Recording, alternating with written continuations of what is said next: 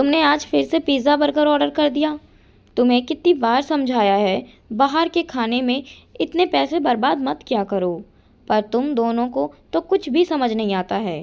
1000 रुपये में तो ना जाने कितना राशन सामान आ जाता है, और मैं घर पर अच्छा सा बनाकर खिला देती। राधिका झल्लाकर बोली तो बच्चे नाराज़ हो गए। मम्मी, आप तो हर चीज़ के लिए टोकती रहती हैं। ज़्यादा खर्च मत करो, हर वक्त बस पैसा पैसा और पैसा ही करती रहती हैं। क्या करोगी इतना पैसा बचाकर? हमारी भी तो कोई ख्वाहिशें हैं।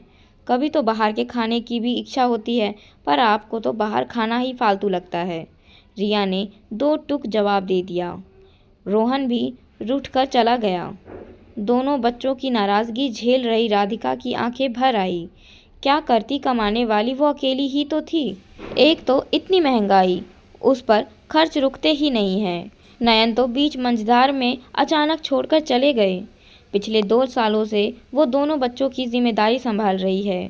ज़्यादा पढ़ी लिखी तो नहीं थी, इसीलिए नयन की जगह नौकरी नहीं मिली। उससे कम वेतन का छोटा पद मिला, और जिसे राधिका ने स्वीकार कर लिया। मकान की ईएमआई, बिजली, राशन का खर्च, स्कूल और ट्यूशन की पढ़ाई का खर्च, सब कुछ राधिका कितना मैनेज करके चलती है।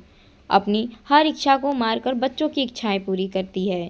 उन्हें हर खुशी और हर सुविधा देने की कोशिश करती है, पर बच्चे हैं कि कुछ समझते ही नहीं है। हर वक्त शिकायतें ही लगी रहती है। यही आज नयन होते तो आज अपने बच्चों को समझाते। राधिका सुबकने लगी। जितना कमाती है सब घर के खर्च में चला जाता है। उसे आज भी देखना है, कल के लिए भी सेविंग्स करनी है। बच्चे अब किशोर अवस्था में पहुंच गए थे। हर चीज़ के लिए जिद करने लगे थे, हर बात पर बहस करने लगे थे। कभी कभी तो रिया और रोहन बोल भी देते थे कि मम्मी, आप बड़ी कंजूस हो, खुलकर खर्च क्यों नहीं करती। राधिका अब रोज़मर्रा की बहस से परेशान हो गई थी। उसकी परेशानी उनकी काम वाली समझ रही थी। वो केवल झाड़ू पोछा करती थी, क्योंकि राधिका को नौकरी के लिए भी जाना होता था। सविता एक दिन ऐसे ही काम कर रही थी। राधिका ने फिर बच्चों को डांटा तो बच्चे ने लपट कर जवाब दे दिया। राधिका आंसू बहाने लगी। सविता ने बच्चों को पास बुलाया और कहा, मैं इस घर में काम करने वाली छोटी सी नौकरानी हूँ। मेरे मुंह से कुछ भी निकलेगा तो वो आप दोनों को बुरा लगेगा। बच्चों, माफ़ करना अगर छोटी मुँह बड़ी बात कह दूँ तो।